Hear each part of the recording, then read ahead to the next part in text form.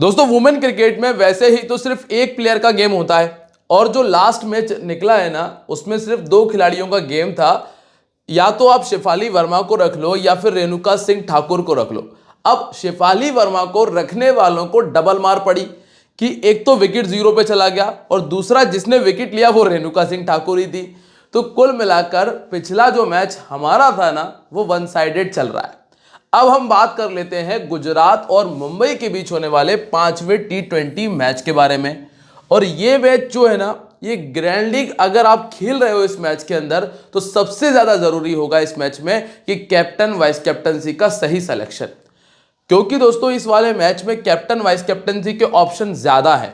अगर आप लोगों ने सही कैप्टन वाइस कैप्टन का सिलेक्शन कर लिया ना तो प्लेयर्स से बहुत ज्यादा अंतर नहीं पड़ेगा, क्योंकि जो प्लेयर्स हैं वो ऑलमोस्ट आपको वही देखने मिलेंगी जो मैं आपको इस वीडियो के अंदर क्लियर कर दूंगा। तो वीडियो को देख लेना कि कौन कौन सी ऐसी प्लेयर है जिनको हमें टीम में शामिल करना है और जो हमारी कैप्टन वाइस कैप्टनसी का काम कर सकती हैं। तो डिटेल से मैं आपको सब कुछ बताने वाला हूं।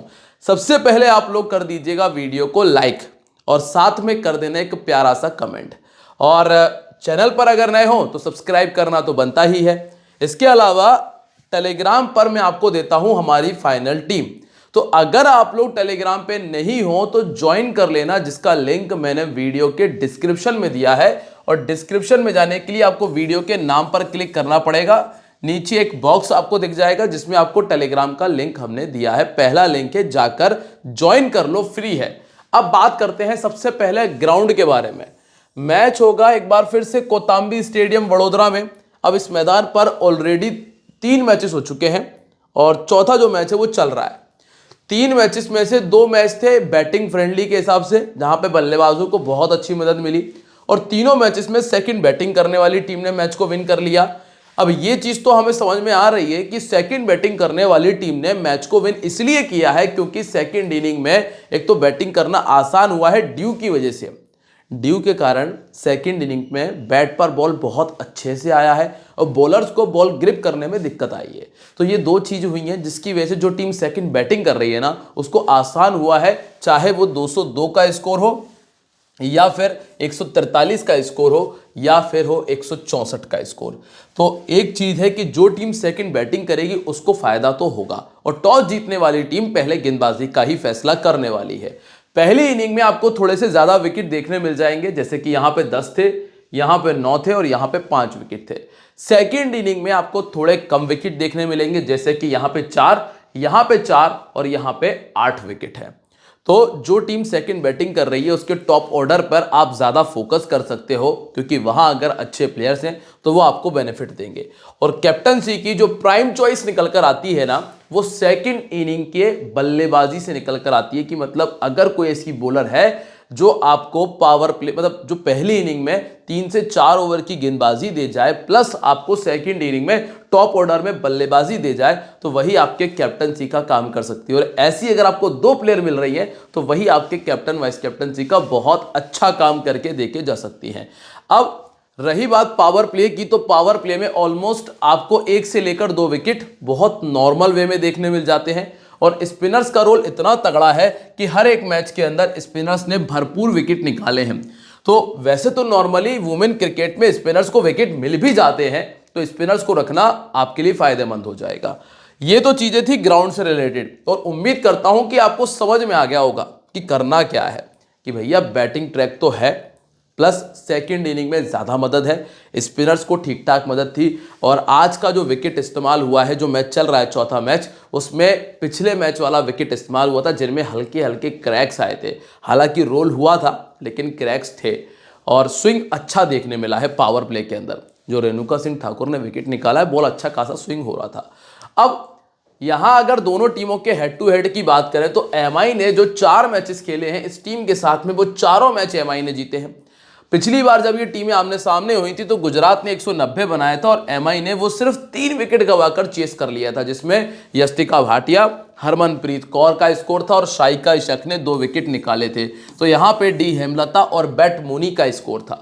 फिर इसके पहले जो एक और मैच हुआ जिसमें गुजरात ने 126 बनाया था, तो एमआई ने 129 किया, जिसमें हरमनप्रीत कौर 46, एमिलिया केर 31, 3 विकेट थे शबनम इस्माइल के, 4 विकेट थे एमिलिया केर के और तनुजा कंवर ने 2 विकेट निकालकर अपनी टीम को दिए थे।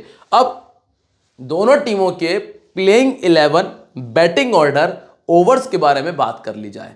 दोस्तों यहां तक की चीजें क्लियर हो गई हो तो बस वीडियो को लाइक कर देना, कमेंट करके मुझे बता दो कि कैसा लग रहा है और साथ में वीडियो को शेयर जरूर कर दीजिएगा। अब जब हम गुजरात की तरफ आते हैं तो आप देखोगे कि बैट मूनी और लोरा वॉल्वर्ट आपको ओपन करते हुए नजर आएंगे। डी हेमलता नंबर 3 पर है, नंबर 4 पर एशले गार्डनर है जिन्होंने तीसरा ओवर डाला था पावर प्ले में, 16वां और 20वां ओवर डाला था डेथ में, और डेंड्रा डॉटिन की भी बिल्कुल सिमिलर सिचुएशन थी और काशवी गौतम ने भी पावर प्ले और डेथ ओवर में गेंदबाजी की है। साइली सताग्रे को पहला और 5वां ओवर मिला था। पिछले मैच में हमने बात की थी प्रिया मिश्रा के बारे में जिसने 3 विकेट निकालकर अपनी टीम को दिए थे।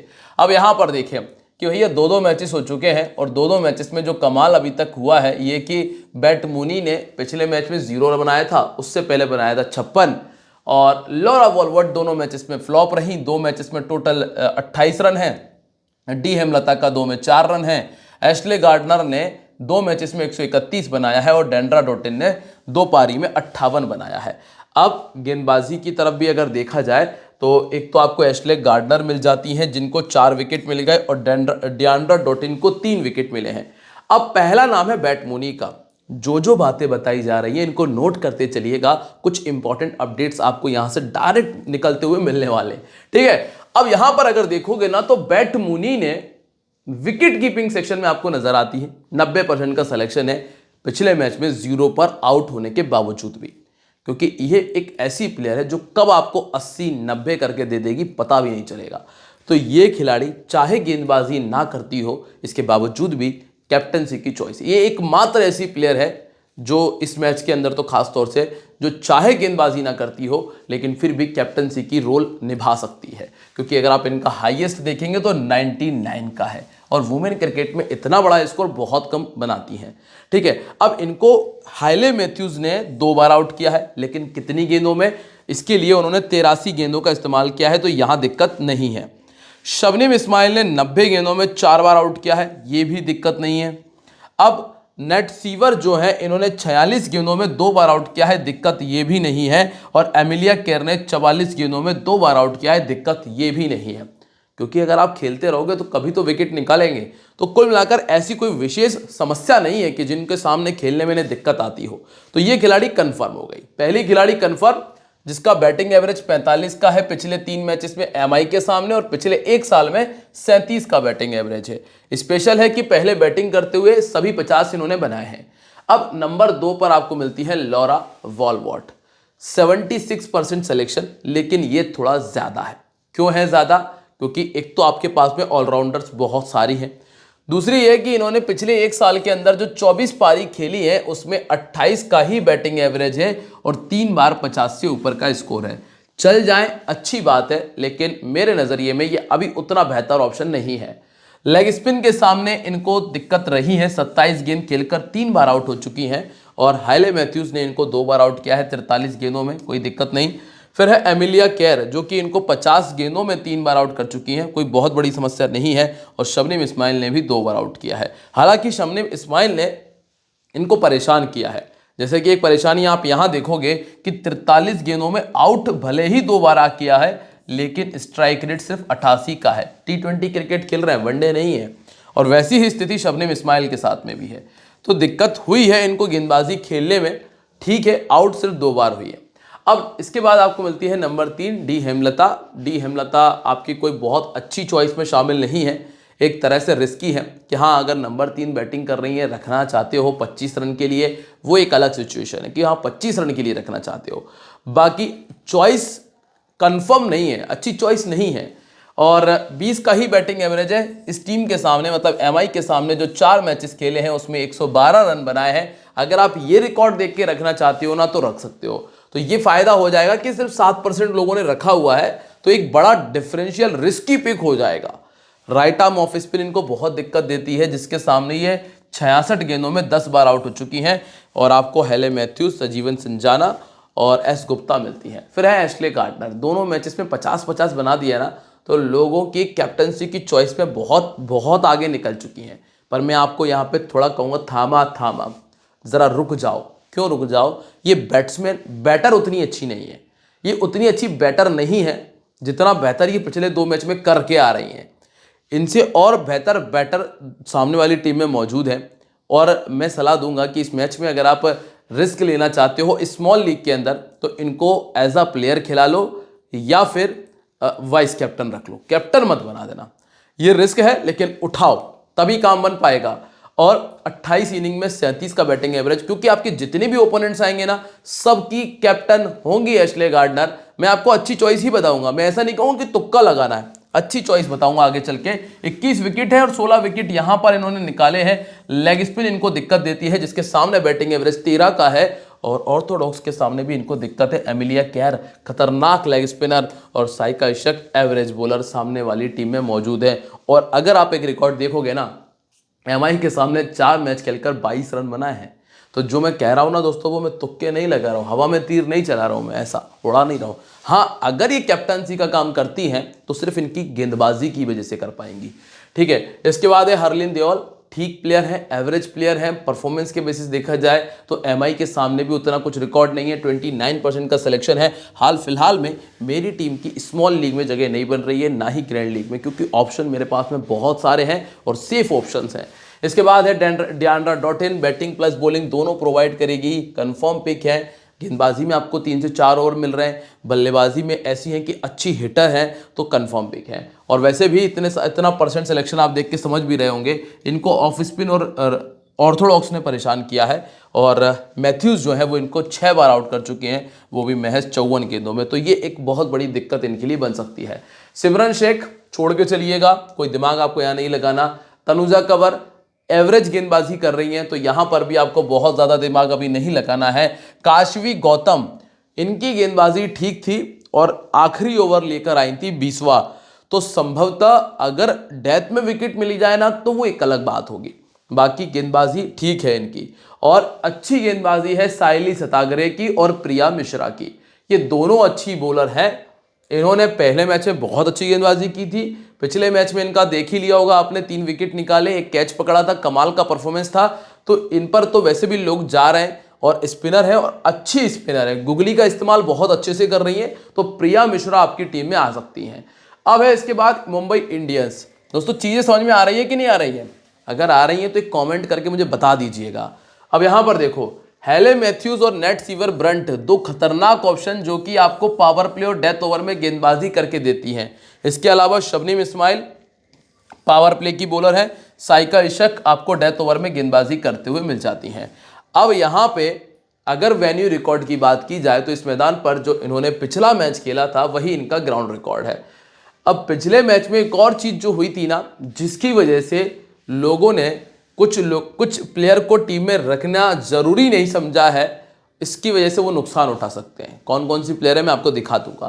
पहले तो आप यष्टिका भाटिया की तरफ देखो, ये ऐसी प्लेयर है जो आपको 25 रन बहुत आराम से दे सकती है। मतलब जो 25 वाला बोनस है ना वो आपको भाटिया से मिल सकता है।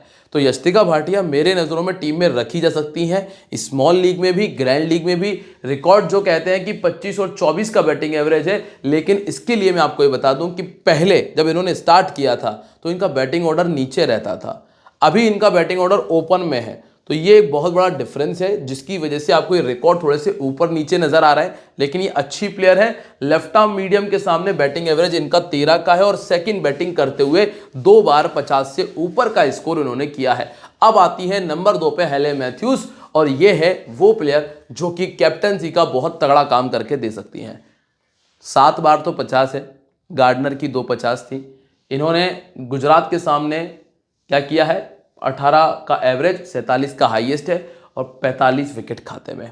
अच्छी बॉलर है, अच्छी बल्लेबाज है, बैटर है, रखा जा सकता है। ठीक है, और गार्डनर ने इनको 4 बार आउट किया, बस ये थोड़ा सा ध्यान रखना।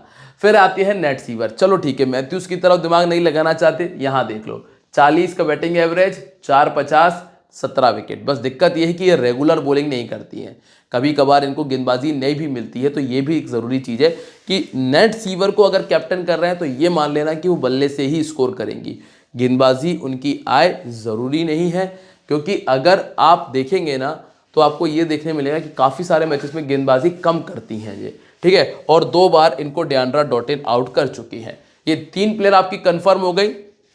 14 नंबर पे है हरमनप्रीत कौर। पिछले मैच की ताबड़तोड़ बल्लेबाजी की वजह से ज्यादातर लोग टीम में शामिल कर रहे हैं, लेकिन मैं यहां एक रिस्क उठाकर एक बॉलर को एक्स्ट्रा पटक रहा हूं टीम में। हरमनप्रीत कौर का 42 रन पिछले मैच में आया था और गुजरात के सामने 3 बार ऑलरेडी 50 से ऊपर का स्कोर कर चुकी है। लेकिन इनका रीसेंट फॉर्म, मतलब जो रीसेंट फॉर्म है ना, पिछला मैच हटा के उतना अच्छा नहीं था इनका।